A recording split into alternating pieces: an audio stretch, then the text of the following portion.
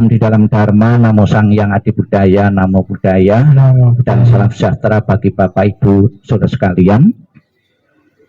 Di zaman kehidupan Sang Buddha, ada seorang pemuda yang baru saja ditinggal kematian oleh ayahnya. Sebagai anak yang berbakti kepada orang tuanya, sudah wajar mengharapkan ayahnya yang baru saja meninggal itu masuk surga, masuk alam bahagia. Maka dia datang menghadap Sang Buddha memohon agar dengan apa Sang Buddha, dengan kemampuan Sang Buddha, memasukkan arwah dari ayahnya itu di alam bahagia, alam surga. Kemudian dia datang kepada Sang Buddha. Oleh Sang Buddha, pemuda ini disuruh membawa dua barang. Yang pertama suruh membawa batu, yang kedua suruh membawa minyak. Kemudian dibawa oleh Sang Buddha di sebuah kolam. Setelah membawa batu dan minyak, Sang Buddha menyuruh pemuda ini untuk melemparkan batu tadi di kolam dan menuang minyak tadi di kolam. Kemudian Sang Buddha menyuruh pemuda ini untuk mengundang rohaniwan dari berbagai penjuru untuk berdoa agar batu yang tenggelam tadi bisa terapung, agar minyak yang terapung bisa tenggelam. Kemudian si pemuda ini mengatakan demikian, sekalipun didoakan dengan cara agama apapun Sang Buddha, tidak mungkin terjadi. Kenapa tidak mungkin terjadi? Karena sudah menjadi hukum alam. Sesuatu yang berat pasti akan tenggelam di dasar air, sesuatu yang ringan pasti akan terapung di permukaan air. Ya. Demikian pula anak muda. Kalau semasa hidupnya orang tuamu itu melakukan perbuatan-perbuatan yang berat, perbuatan-perbuatan jahat, akan menenggelamkan arwah ayahmu di alam penderitaan alam bawah.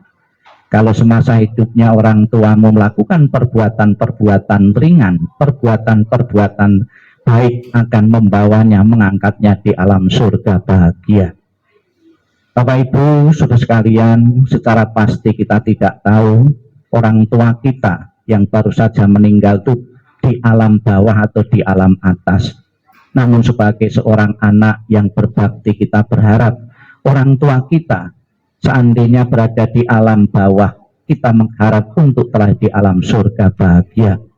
Ilustrasi batu tadi, ya, bagaimana bisa batu tadi yang berat tadi bisa berada di permukaan air, bisa di atas permukaan air? Ada caranya, yaitu ditaruh perahu atau ditaruh kapal. Itu sudah otomatis batu tadi berada di atas permukaan air. Demikian pula Bapak Ibu upaya manusia. Kita bersama-sama memanjatkan doa-doa, ibaratnya membuat perahu, membuat kapal bagi orang tua kita. Sekiranya orang tua kita telah di alam-alam bawah, alam-alam penderitaan, kita berikan perahu-perahu agar bisa berada di atas permukaan air atau di atas surga atau telah di alam bahagia. Itu sudah menjadi kewajiban bagi kita. Semasa hidup orang tua kita sepenuhnya memikirkan keadaan anak-anaknya, nasib anak-anaknya. Sang Buddha mengatakan sekalipun orang tua berusia 100 tahun, anaknya berumur 80 tahun, secara finansial sudah bisa mandiri tanpa bantuan orang tua. Namun seorang tua tetap berpikir untuk keadaan, untuk nasib orang tuanya sepanjang masa. Bahkan detik-detik mau menghadapi kematian pun yang dikhawatirkan adalah anak-anaknya. Maka sudah sewajarnya sebagai seorang anak berbakti, menurut tradisi, ya, menurut tradisi, bagaimana agar orang tua kita yang meninggal itu tetap memiliki alam bahagia, tetap memiliki tempat yang layak. Maka secara tradisi di samping peti itu ada rumah-rumahan. Karena kita masih berpikir agar orang tua di alam sana itu mempunyai tempat yang layak. Alangkah bahagianya kalau setelah kematian ini, orang tua kita, ayah kita mempunyai rumah seperti yang di samping itu. Pasti anak-anaknya akan bangga. Maka gambaran itu kita membuatkan tempat yang layak bagi orang tua kita. Agar di alam sana orang tua kita di saat bepergian, kita siapkan sarana transportasi, ya, ada mobil. Agar bisa bepergian jauh, disiapin pesawat. agar yang dekat-dekat dikasih becak, agar orang tua sana itu tidak kepayan, tidak kecapean, dikirimi pembantu, agar pembantunya itu di saat manggil itu tidak keliru, dikasih nama masing-masing, ada Kordi, ada Paijo, ya, dan lain sebagainya. Itu gambaran anak yang berbakti untuk selalu berpikir untuk orang tuanya di alam sana. Kemudian juga ada orang tua kita di alam sana bisa belanja, dikirimi uang-uangan. Itulah gambaran berpikir bagaimana kehidupan di alam sana orang tua kita tetap sejahtera. Dan juga agar orang tua di sana tidak kelaparan, cukup makanan, dikirimi persembahan-persembahan makanan. Itulah cara berpikir agar kita yang pernah merasakan pengabdian, pernah merasakan pengorbanan dari orang tua, dan merasa puas diwakilkan, diwujudkan, disimbolkan dengan sarana-sarana tadi. Bapak Ibu sekalian yang saya hormati, tentunya sarana-sarana yang disiapkan, yang dikirim dari yang hidup pada yang telah meninggal di alam sana akan menjadi kenyataan atau tidak, tergantung dari beberapa faktor. Faktor yang pertama adalah timbunan kebaikan-kebaikan orang tua kita sendiri. Di alam berikutnya, mau sejahtera, mau bahagia, adalah timbunan karma-karma yang pernah ditanam semasa hidupnya. Di samping sebagai seorang anak, kita pun wajib, dalam agama Buddha dikatakan memberikan pelimpahan jasa. Semakin sering ya orang tua disimpatiki dengan sarana-sarana maupun tanpa sarana-sarana, tentunya akan mengkondisikan arwah itu mempunyai kondisi bahagia. Kondisi bahagia yang diciptakan oleh dirinya sendiri itulah yang akan menentukan dan membantu terdorongnya mempunyai kondisi alam bahagia, alam surga.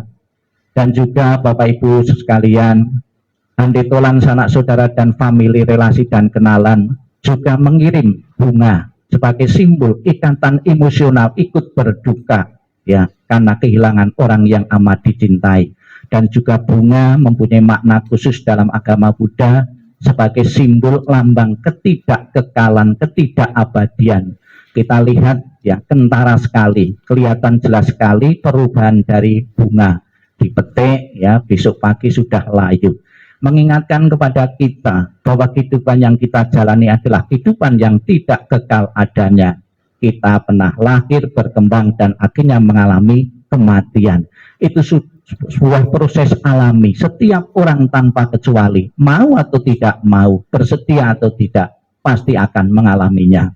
Agar keluarga tidak larut dalam kesedihan terlalu lama, segeralah bisa menerima hukum kesunyataan, hukum kebenaran. Siapapun yang pernah dilahirkan pasti akan mengalami kematian, karena itu hukum kodrati alam semesta. Tidak perlu khawatir Bapak Ibu sekalian, putra-putrinya pasti semasa hidup beliau telah banyak melakukan kebaikan-kebaikan di tengah keluarga, di masyarakat maupun di mana saja.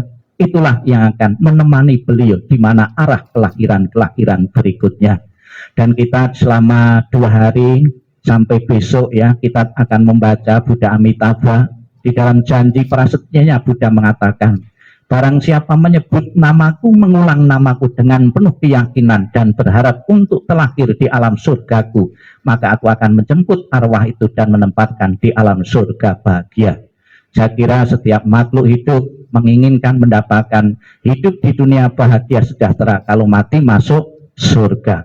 Itulah Bapak Ibu sekalian, semoga harapan dari Bapak Ibu sebagai keluarga yang ditinggalkan segera merelakan, mengikhlaskan, dan tidak perlu mengkhawatirkan. Pasti bekal yang dimiliki oleh beliau telah mencukupi untuk telahnya di alam surga bahagia. Dengan dukungan Buddha Amitabha dan doa kita semua yang hadir maupun yang tidak hadir, semoga segera menikmati alam bahagia almarhum. Sadu, sadu, sadu.